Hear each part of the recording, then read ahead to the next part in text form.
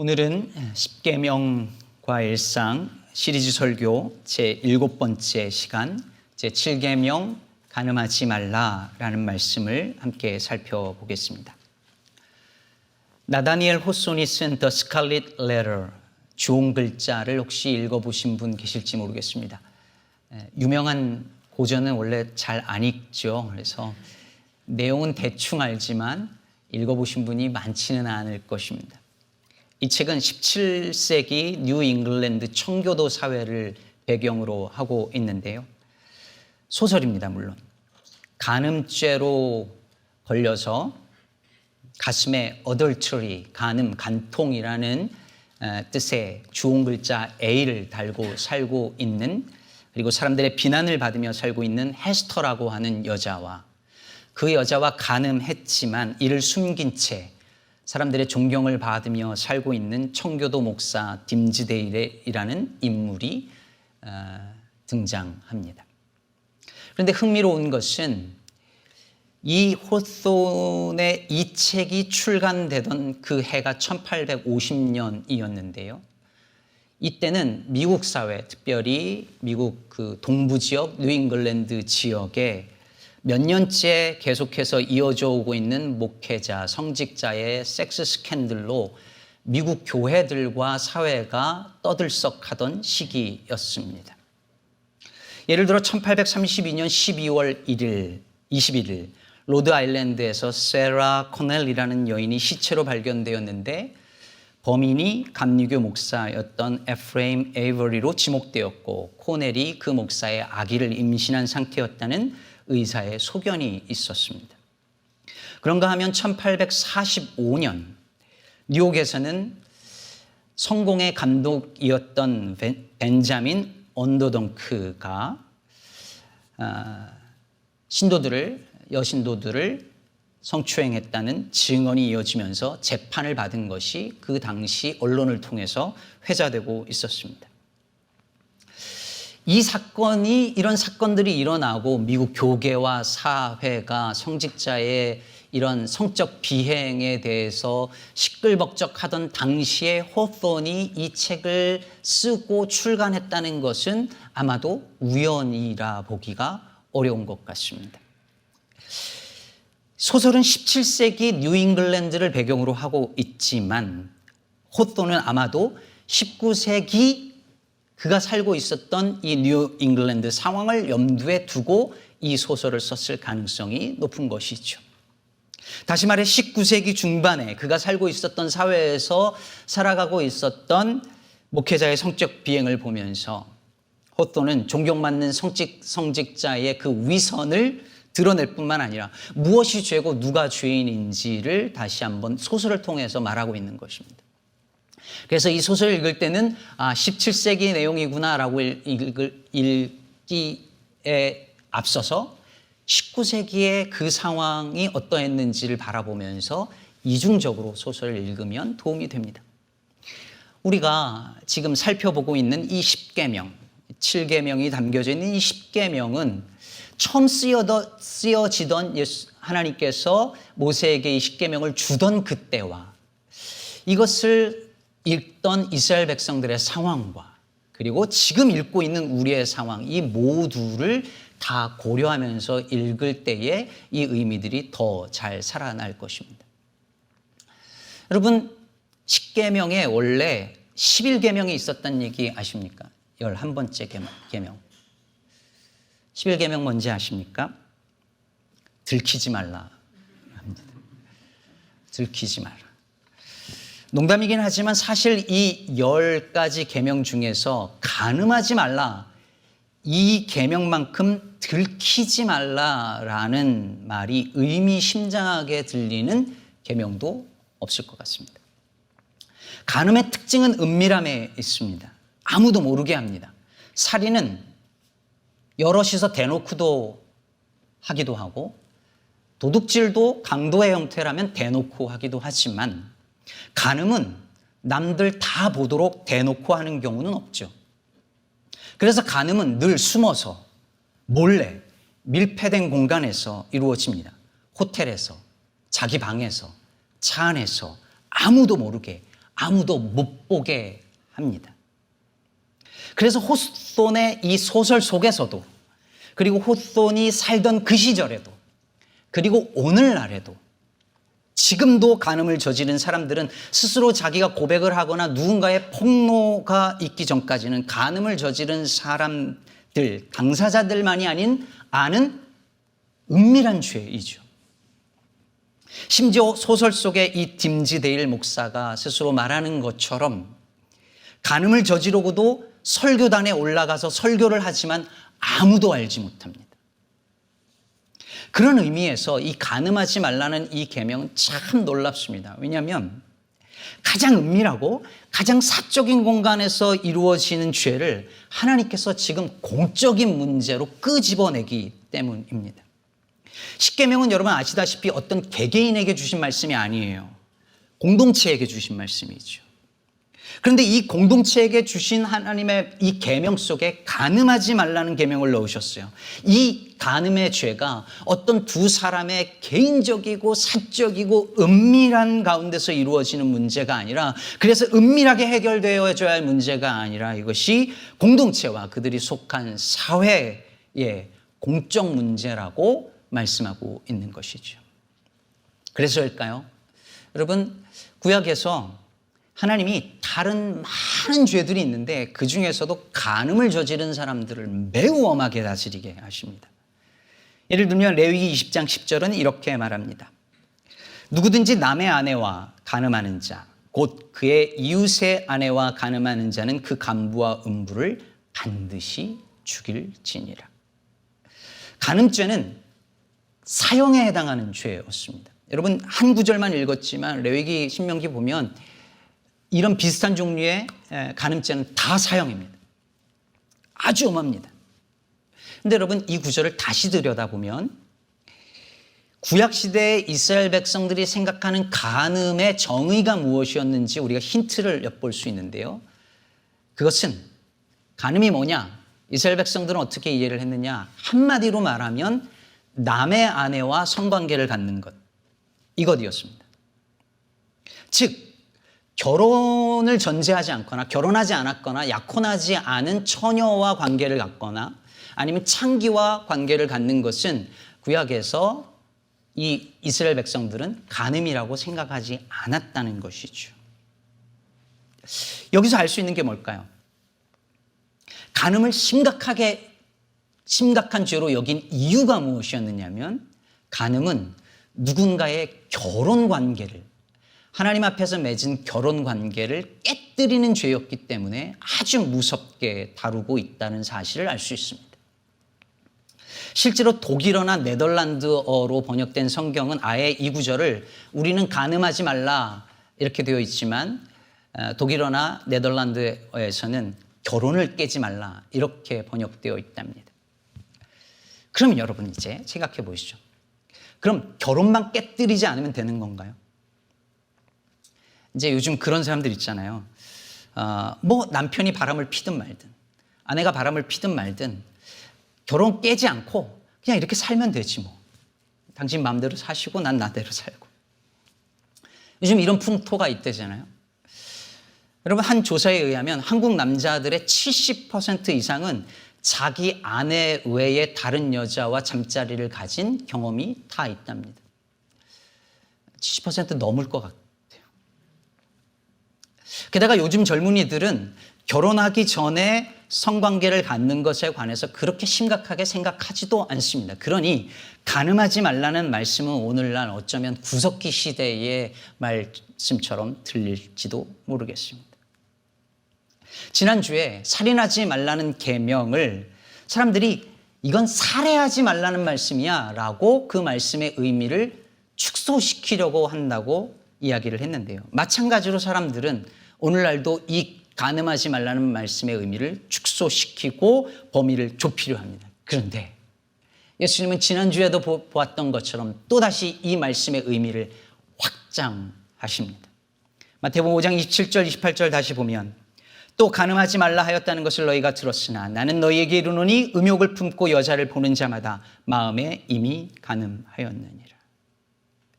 실제로 행동으로 범한 것만이 아니라 행동으로 범하기 전에 마음속에 음욕을 품고, 즉 성적 욕망을 품고 상대의 몸을 바라보면 이미 간음했다라고 말씀하십니다. 여러분 아시나요? 특히 여성분들 아십니까? 밤마다 야동과 포르노를 찾아 헤매는 남자들이 생각보다 어마어마하게 많다는 사실을 아십니까? 크리스찬들도 예외는 아닙니다. 그럼 미국에서 가장 보수적인 신앙을 가지고 있다라고 하는, 정말 신실한 믿음을 가지고 있다라고 하는 그런 미국의 중남부 지역, 소위 바이블 벨트라고 불렸던 그 지역에 있는 사람들, 그 지역에 포르노 시청률이 미국 전역에서 가장 높다는 것은 이미 다 알려진 사실입니다.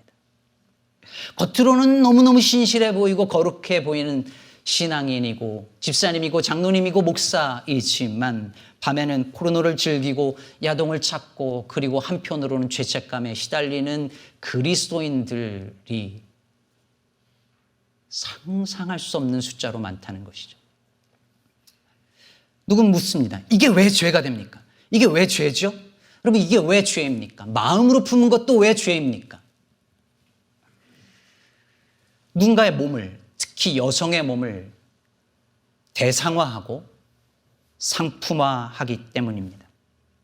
하나님의 형상으로 만들어진, 하나님의 형상을 담은 존엄한 인간을 성적 욕망의 도구로 삼는 것, 그것은 하나님에게 어마어마한 죄라고 성경은 말하고 있습니다. 그런 의미에서 보면 7계명은 당시에 남편의 소유물 취급당하고 물건 취급당하던 인격적인 존재로 여겨지지 않던 그 여성들을 보호하는 계명이었습니다. 오늘 본문 마태복음 5장 31절을 잠시 다시 보겠습니다. 또 일렀으되 누구든지 아내를 버리려거든 이혼 증서를 줄 것이라 하였으나. 여러분, 예수님이 지금 바리새인들, 유대인들한테 이야기하는 거죠. 너희가 들었지, 아내를 버리려면 이혼 증서를 써주라고 하는 것을 율법에서 들었지, 이렇게 말하고 있는 거예요. 율법에 나오죠.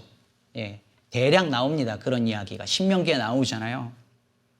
그러니 아내를 버리려면 이혼 증서 써줘, 이런 함부로 버려도 되는 것처럼 들리지만 사실 이 말씀은 그 반대의 말씀이었습니다. 즉 고대 사회에서 자기 아내를 함부로 버리는 남성들이 너무 많았기 때문에 그렇게 함부로 버리지 못하도록 법적으로 이혼 증서를 써주지 않고서는, 그런 법적인 장치가 없어서는 없이 함부로 아내를 버리지 못하도록 만들어 놓은 계명이었던 것이죠. 고대 사회에서는 파격적이고 급진적인 말씀이 아닐 수 없었습니다. 그런데 사람들이 또 이 구절을 오용하고 악용합니다. 어떻게 합니까? 이혼 증서만 써주면 되는 거구나. 그렇게 해서 이혼 증서를 막 써서 아내를 버립니다. 그래서 예수님 당시에 랍비 여러 학파가 있었는데 힐렐 학파라는 그 그룹은 이혼해도 되는 사유 중에 별의별 것을 다 넣습니다. 예를 들어 아내가 아침에 빵을 태우면 이혼 사유가 됩니다. 하실 분들 많으신 거 아닌가? 말할 차례가 아닌데 끼어들어서 말하면 이혼 사유가 됩니다. 심지어 남자가 자기를 기쁘게 해주는 다른 애인을 만나면 그것도 이혼할 수 있는 사유가 되었습니다. 그렇게 해서 막 구실을 만들어서 그냥 이혼 증서 써서 아내를 버리는 것이죠. 근데 예수님이 거기에 대고 뭐라고 말씀하십니까? 너희가 이혼 증서를 써줘서 아내를 버리라는 이야기를 들었으나 나는 너희에게 말하노니 합니다. 여러분, 오늘 우리가 마태복음을 읽었지만 마가복음에 보면은 그건 너희 마음의 완악함을 알고 모세가 한 말이다. 그래서 나는 너희에게 말하노니 하면서 이야기를 하시는 거예요. 뭐라고 말씀하십니까? 32절. 나는 너희에게 이르노니 누구든지 음행한 이유 없이 아내를 버리면 이는 그로 간음하게 함이요. 또 누구든지 버림받은 여자에게 장가드는 자도 간음함이니라. 즉 함부로 아내를 버리지 못하게끔 하신 거죠. 이 구절의 후반부에 버림받은 여자에게 장가드는 자도 간음함이라는 말은 재혼을 금하는 말이 아닙니다. 이 앞뒤 문맥을 살펴볼 때에 가늠하지 말라는 이 말씀을 어떻게든 축소시켜서 비껴나가는 그 당시의 남자들. 아내를 배신하고도 나는 이 죄를 범하지는 않았다고, 법적으로 아무 문제 없다라고 말하는 사람들. 그렇게 버림받은 여인을 쉽게 또 취해서 싸구려가 된 그 여인을 취했다가 또 버리고 이혼 증서만 있으면 이게 다 된다라고 여기는 그 사회를 향해서 예수님께서 그들의 위선과 악행을 폭로하는 것입니다. 그러므로 여러분, 예수님께서 드러내고자 하시는 것은 무엇입니까? 가늠하지 말라는 말씀을 너희는 그렇게 축소하고 비껴나가려고 하지만 너희는 이미 마음속에 의목을 품는 순간 가늠한 것이다라고 선언하는 것이죠. 그렇다면 여러분, 우리가 가늠하지 않으려면 어떻게 해야 할까요? 마음으로 의목만 품어도 가늠이라고 했는데 어떻게 마음으로 범하는 가늠 죄를 범하지 않을 수 있을까요? 29절 한번 같이 보겠습니다. 30절까지 같이 한번 읽어보겠습니다. 시작. 만일 내 오른 눈이 너로 실족하게 하거든 떼어내버리라. 내 백체 중 하나가 없어지고 온몸이 지옥에 던져지지 않는 것이 유익하며 또한 만일 내 오른손이 너로 실족하게 하거든 찍어내버리라.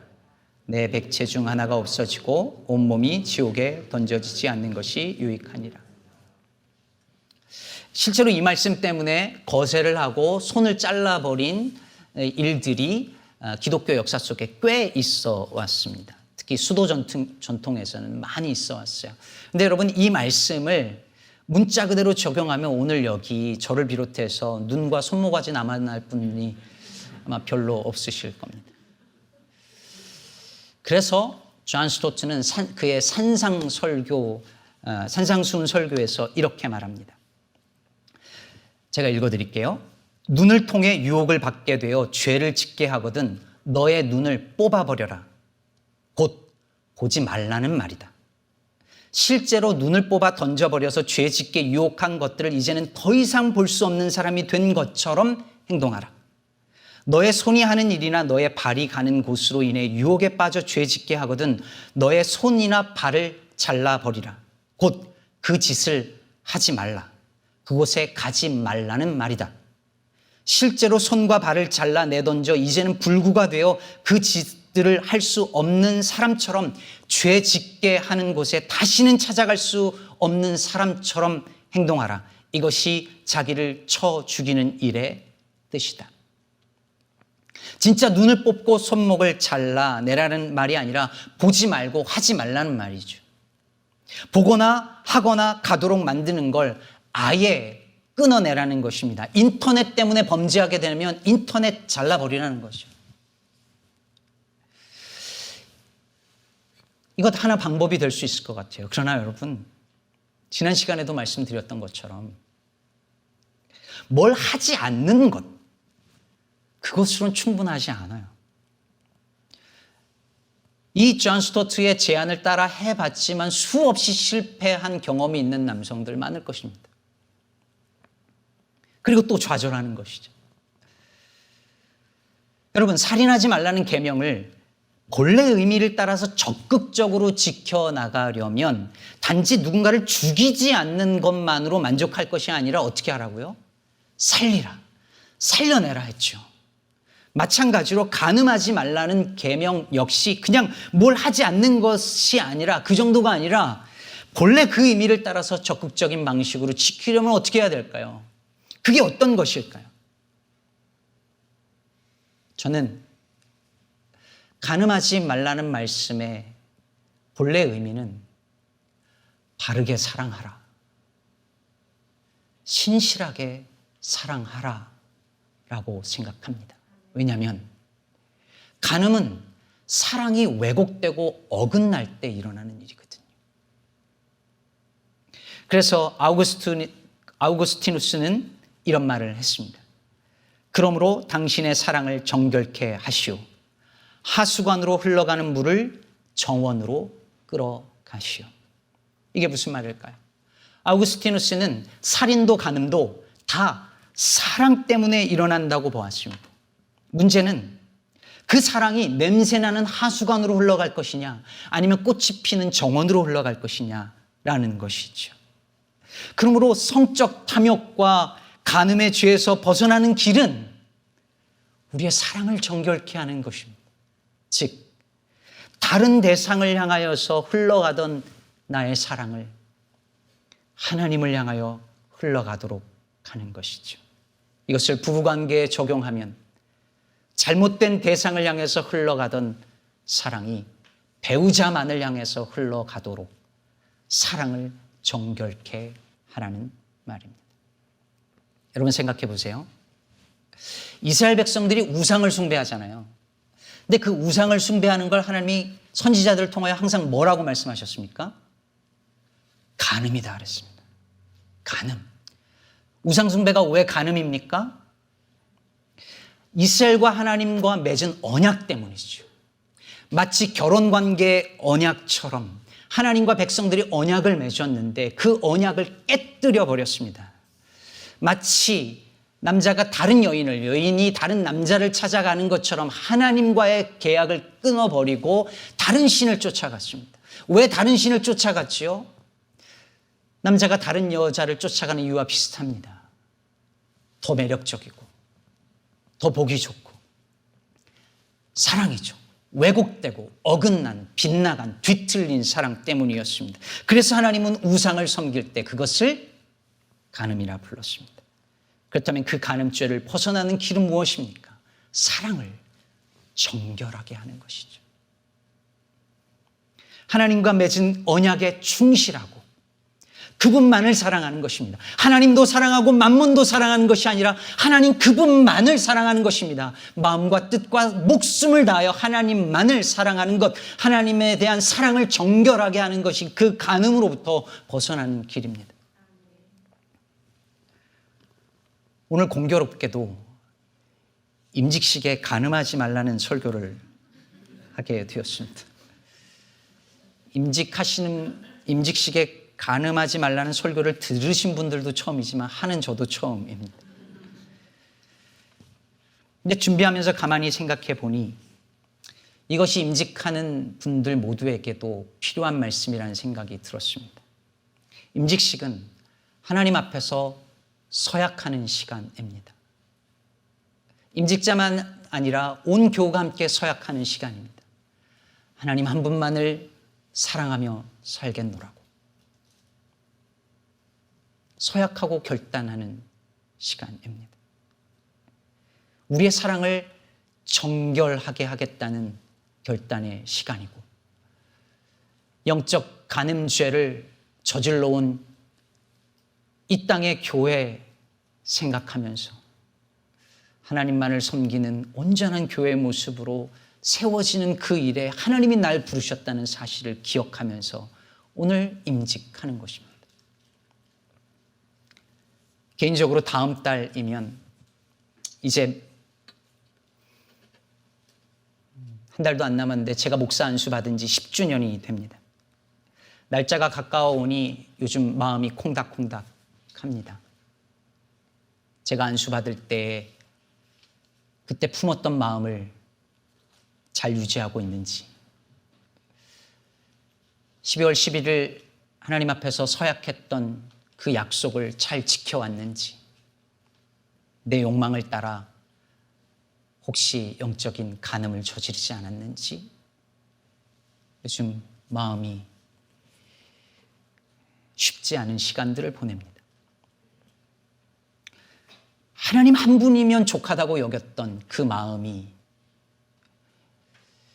욕심으로 하수로 흐르지 않도록 하고 하나님 나라의 정원으로 흐르게 하여 하나님을 향한 나의 사랑을 정결하게 하는 것, 그것이 하나님의 일로 부름을 받은 모든 그리스도인이 매일매일 해야 할 일이라 저는 믿습니다. 오늘 임직하는 6분의 집사님에게도 오늘이 그런 시간이 되기를 축복합니다. 말씀 맺겠습니다. 생텍쥐베리의 어린 왕자에 보면 이런 유명한 대목이 있죠. 어린 왕자와 여우의 대화입니다. 그런데 길들인다는 게 무슨 뜻이니? 어린 왕자가 또다시 물었습니다. 그러자 여우가 대답하지요. 그건 자칫하면 잊기 쉬운 거야. 그건 관계를 맺는다는 뜻이야. 누군가와 사랑을 한다는 건 관계가 맺어진다는 뜻이죠. 그리고 어린 왕자와 헤어지며 여우가 더 비밀을 한 가지 말합니다. 사람들은 이 진실을 잊어버리고 있어. 하지만 넌 잊지 말아야 해. 내가 길들인 것에 대해서는 영원히 책임을 져야 해. 넌 네 장미를 책임져야 해. 사랑하는 여러분, 오늘날 사회는 사랑에 책임이 따른다라고 하는 사실을 잊어버리거나 무시합니다. 사랑은 그 사람과 약속 가운데 관계가 맺어지는 것이고 그 관계를 맺은 사람, 그 사랑에 대해서는 책임을 질 줄 알아야 하고 그것이 온전한 사랑이라는 사실을 오늘날 사회는 부인합니다. 그러나 하나님은 오늘 7계명을 통해서 우리들에게 너의 사랑에 대한 책임을 지라 말씀하십니다. 함부로 사랑하고 함부로 버리는 관계가 되지 말라고 하십니다. 사람을 성적 대상화하고 상품화하고 쓰고 버리는 대상으로 취급하지 말고 하나님의 형상을 담은 존귀한 사람으로 여기라 말씀하십니다. 그리고 하나님 당신께서 우리를 향한 하나님의 사랑을 끝까지 책임지겠다 하십니다. 하나님은 우리와 맺은 언약을 끝까지 신실하게 지켜내십니다. 이 사랑에 반응하여 그 하나님을 그리고 내 곁에 둔 사람들을 신실하게 정결하게 사랑하는 저와 여러분 되기를 예수의 이름으로 축복합니다.